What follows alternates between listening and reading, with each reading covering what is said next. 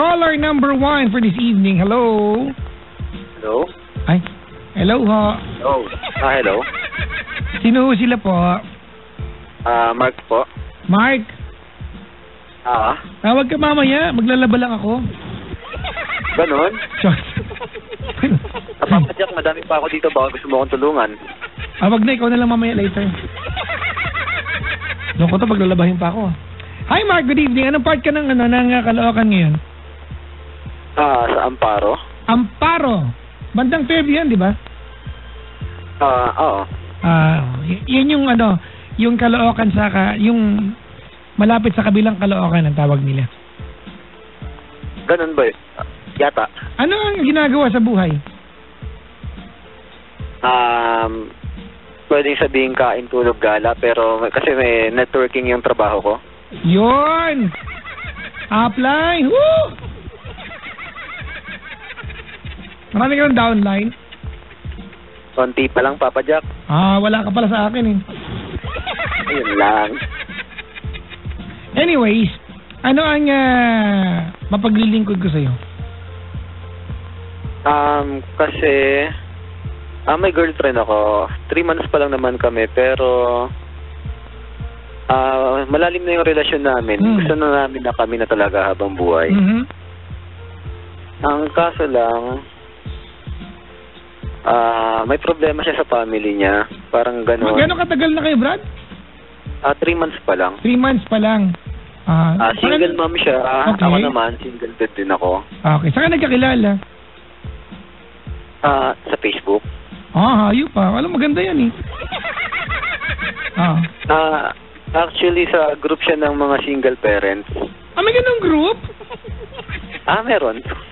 Social yung grupo na yan, brother. Oo nga. Tapos?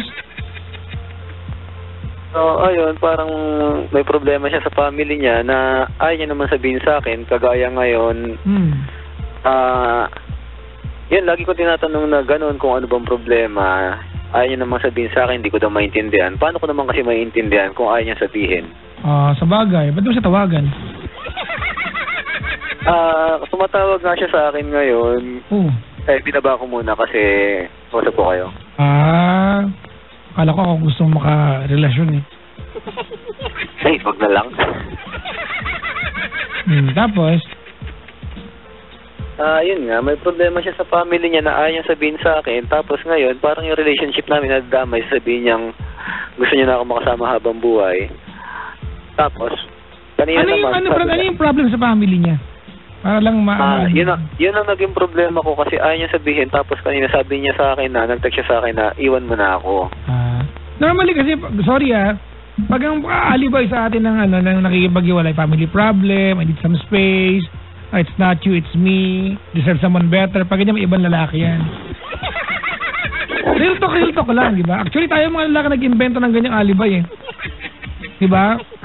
I need some space. Ano ka, astronaut? Doon ka sa outer space. Tama? Oo. Kasi when she told you na kailangan niya ng na siyempre nanghingi ng space kasi may family problem, tama?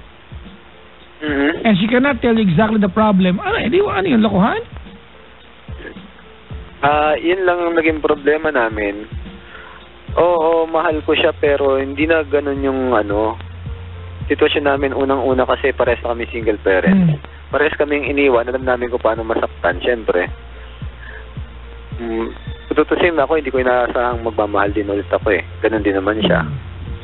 Tapos ngayon, ito na yung nangyari. Nagustuhan kami. Ayun, tingin namin malalim na yung relasyon namin. Gusto namin magsama na lang kami.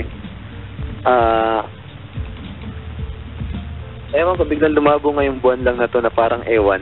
Parang biglang nawala lang. May iba yan. O baka may hindi nagustuhan sa'yo. Siguro. Nakakalungkot na, bro. Alam mo bakit?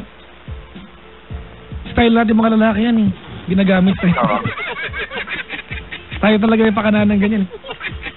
Oo, promotor tayo mga lalaki dyan eh. Number 1 ka nga, ikaw nga yung founder eh. Talaga ba? Ikaw kaya nagtuturo sa amin. O di sige na. Pero lang, baka magalit ka. Hindi naman. Wala naman maniwala sa'yo. Yun lang iniintindi mo. Baka bigla mo akong babaan Hindi ko gali yan.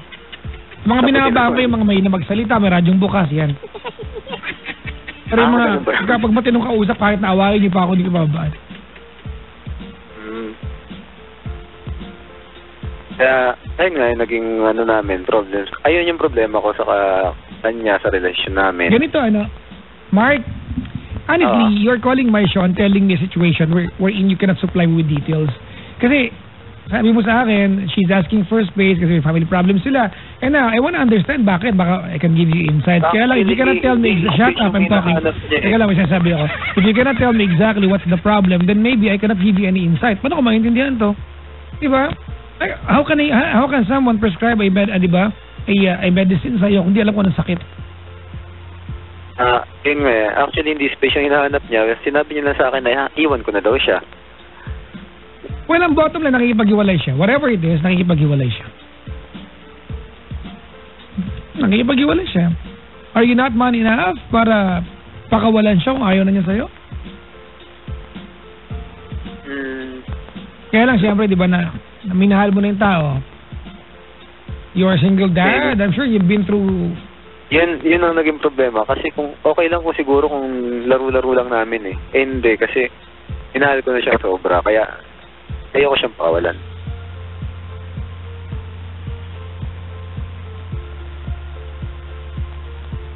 What's your real question?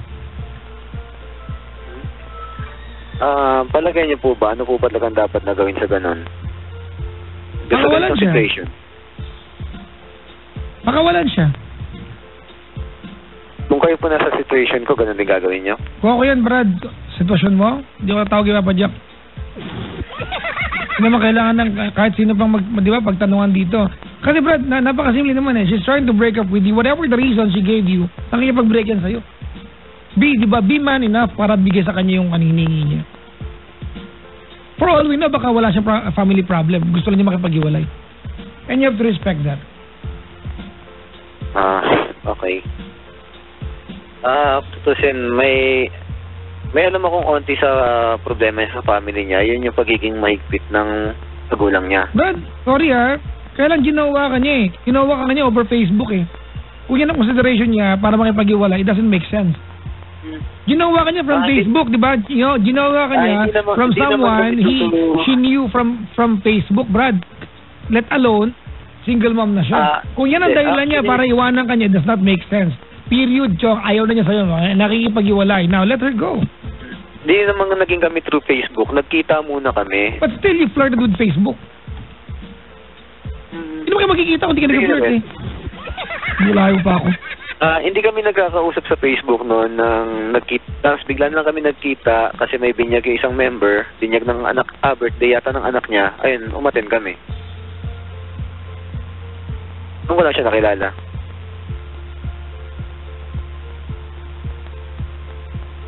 Hello? Bakit? Nasa ukit.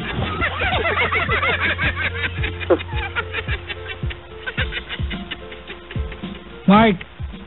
Oo. Ganito bottom line. She's telling you that she doesn't want to be with you anymore. Tama? Alright.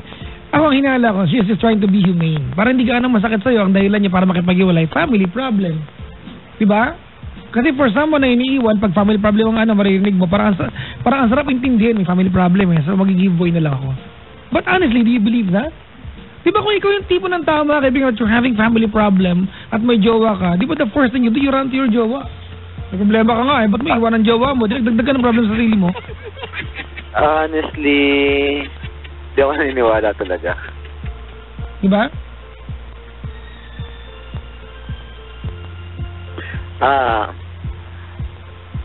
Ayun.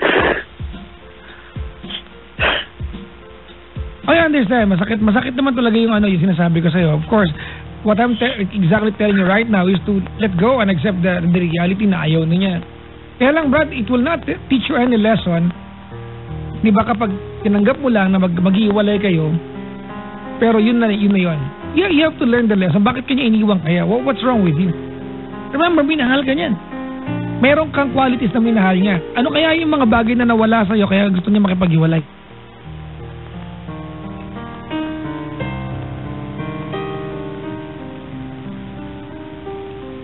Diba?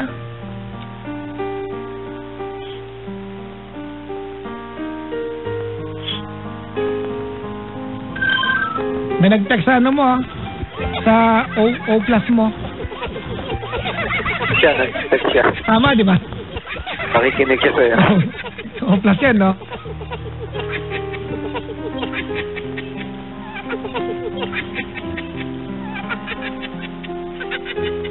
Ano sabi niya? Ano mo nga siya ngayon, ano problem niya? Ano pangalan, first name?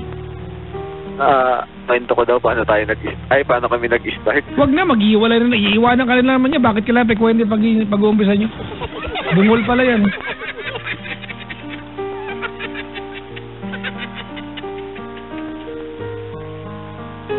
Ayun.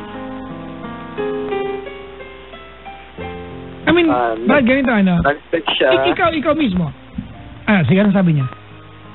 Not definitely family problem. You see? Ano problem niya? Don't know.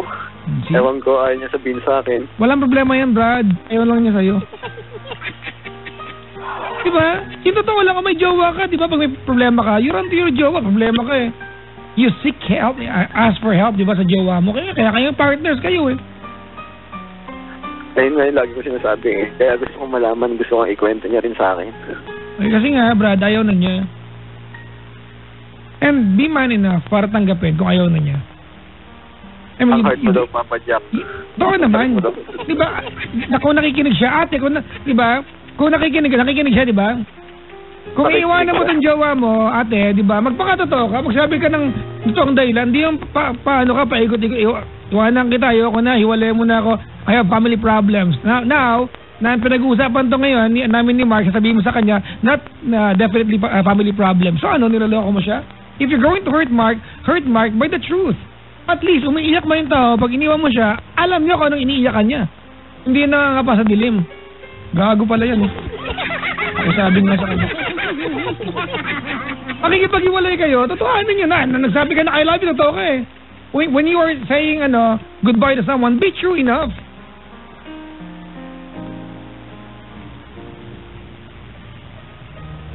Hindi na nag-text. Kung ayaw na niya sa'yo, sabihin niya yung totoong dahilan. Hindi yung ayaw ko na have family problems. Pala, ba't nakikipag-iwalay ka? Diba? Pagagawan niya.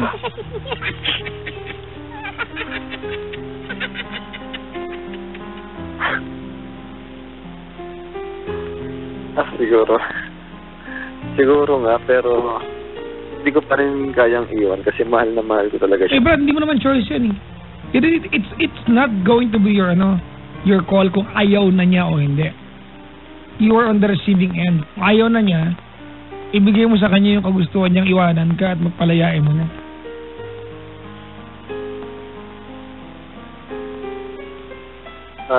Yun nga sabi ko, Papa Jack eh. At next ko siya kanina, sabi ko, kung mawawala ba yung problema mo pag nawala ako, pag-isipan mo muna, papayag naman ako kung ganun. Brad! Ano yung nga mo? Mawawala ba yung problem pag nawala ka? Ikaw talaga yung problema niya. Pag nawala ka, wala nang problem.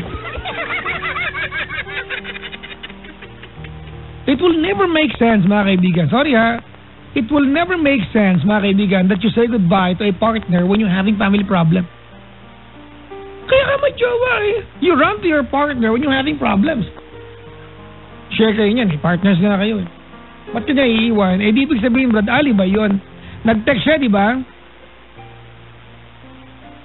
Nag-text siya. Ang sabi niya? Ang hard naman, Papa Jack, ginago pa ako, sabi.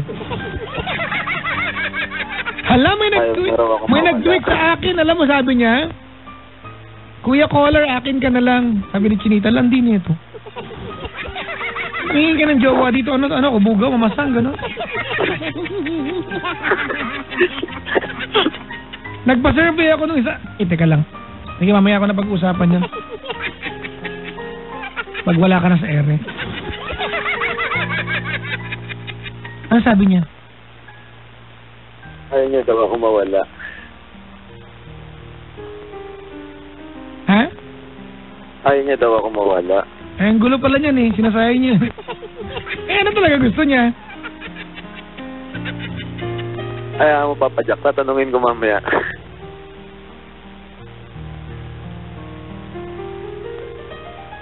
Kasi kung nakikipag-iwalay siya, kasi ang pangit dito, she wants to say goodbye, pero sinasabi niya sa'yo, ikaw makipag-break. Ayoko na, pero iwanan mo na ako. Bakit di siya makipag-iwalay? Yun nga eh. Sabi ko nga, kung yun talagang gusto niya, pwede naman. Siyempre. Kung wala na talaga eh. Kasi kesa naman na umaasa akong mahal niya ako tapos wala naman pala. Maano ka niya?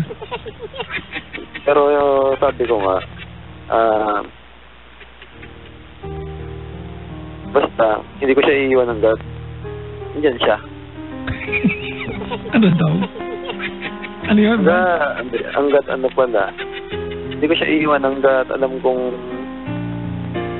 ano pa rin niya pagmamahal, pero ngayon parang medyo nag-aalangan ako kasi nga dahil sa sinabi niya.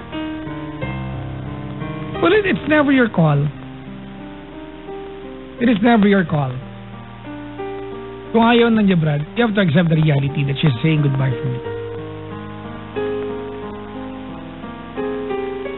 You have to accept the reality na ano, ayaw ka na niyang partner. Napaka-common na sa mga lalaki. Family problem, I need some space, hanapin ko sarili ka, bakit na misplace mo? Kaman na ipatong yan, baka sa babaw ng ref. Ang gulo lang. I need some space. Ano ba iba? I don't deserve you. Diba? O ganyan, no? It's not you. Okay. It's not even me. It's my mother. Ganon.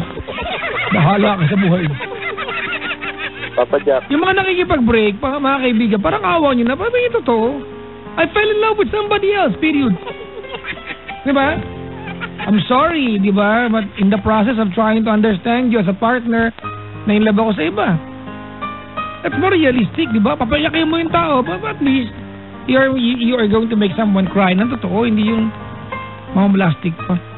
Yung mga ganyan pakikipagawa ka, plastic ka. Tapos nga sabihin niya sa'yo, ayaw kita mawala. Eh, sira ulo pala tok-tok niyan.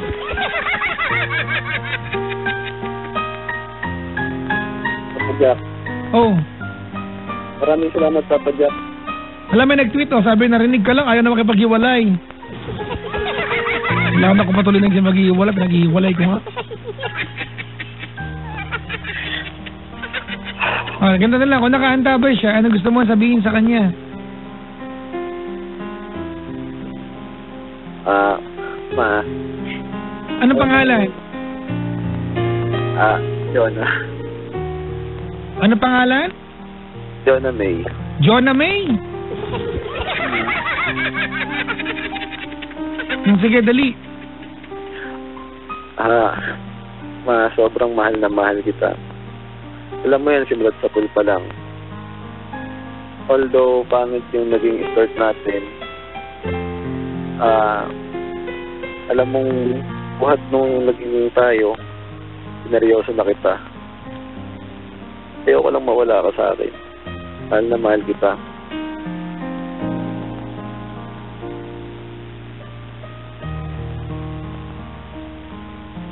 Papa Jack. Bakit, anak? Tatay na pala kita. Ngayon lang. Actually, kamukha nga tayo eh. Yung allowance ko.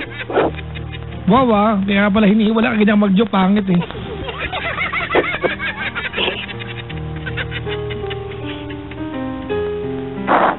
Akala ko may allowance ako eh. Kasi tatay na kita ngayon lang eh. Huwag ganang corny, Brad. Yung allowance ko. Huwag ganang corny, uy. Marami ng DJs na walang ng trabaho, ka-corny yan. Baka madamay ko. Tumigil ka na. Oo nga, hindi ka pa pwede mawala dyan. Madami pang hingi na. Huwag mo ako damay sa mga corny.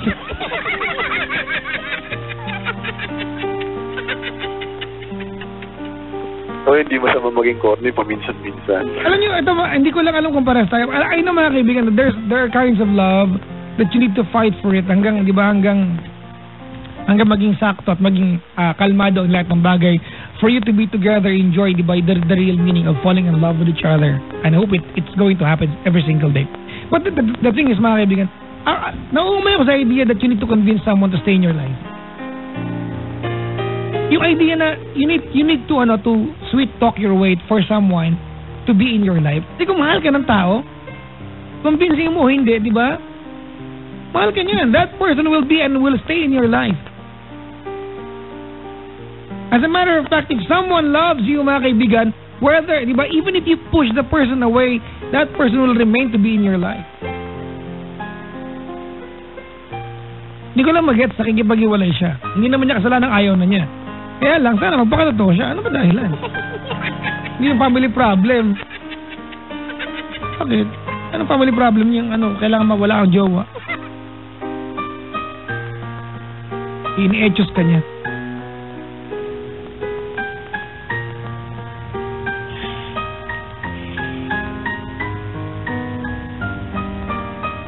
Diba, Brad?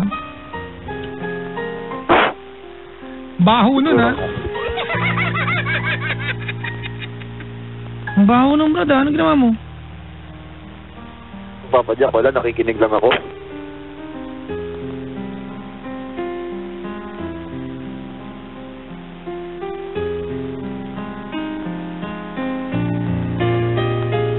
Papa Jack. Anong kung nakanta ba si John na may, pakawala mo na siya, ano talaga gusto niya yan?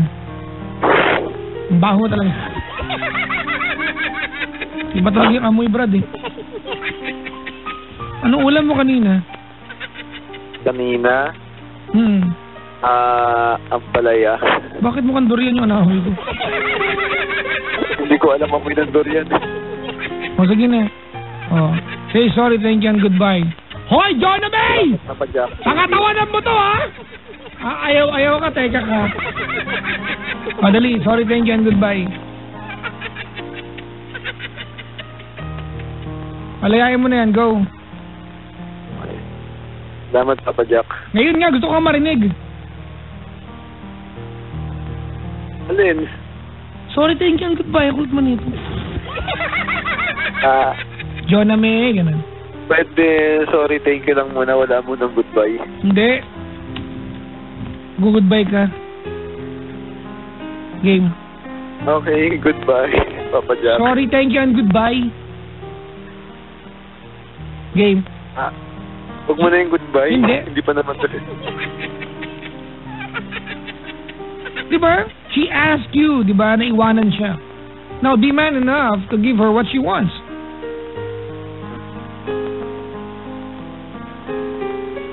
Ang problema is, hindi ko pa siya kayang bitawan. It's not even your choice. It's her call.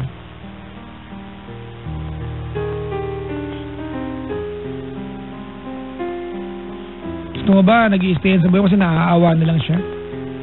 Yan ang magiging ending niya. Wawa naman si Mark. Tumawag pa sa Love Radio. Huwag ko na kayong iwan, nakakaawa eh. Ganda yan. Masayang love story kung ganyan yan. Uunlad ang bansang Pilipinas, mga kaibigan ganyan.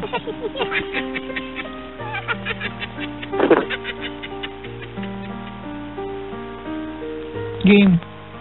Sorry, thank you, and goodbye.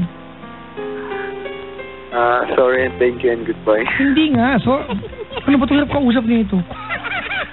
Akala ko repeat after me, kaya inulit ko. You say sorry for everything that you've done wrong sa kanya. You say thank you for all the things that you're going to carry on with. Natutunan mo sa kanya, and then you say goodbye. Go ahead. Isa-isahin mo.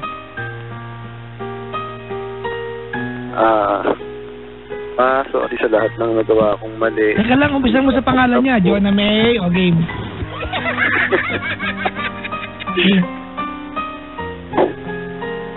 Jonah. Sorry sa mga nagawa ko mali. Alam ko mabilis na mag-down. Nagkagawa ko si Dose. Hindi ko maintindihan, oy. Thank you sa magturo sa akin na magmahal ulit. Nung nawala yung ex-wife ko, akala ko wala na lahat. Pero nung dumating ka, tinuruan mo ako paano magmahal ulit. At goodbye na rin. Salamat.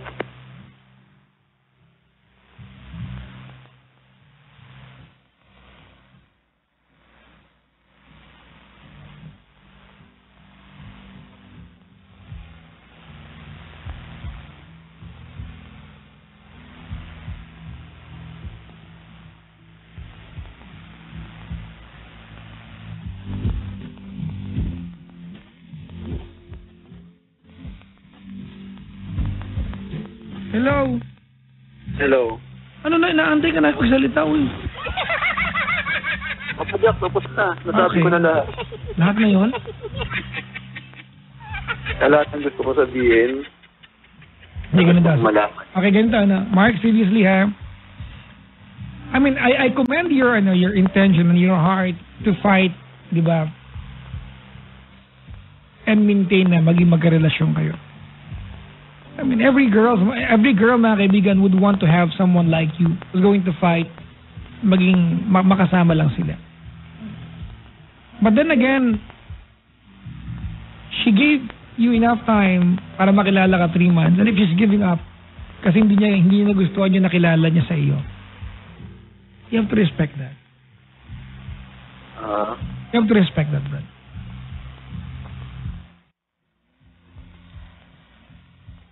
Hello? Hindi ko na uulitin ko po. Ano ba yun? Mabumirit lang sa internet, ha?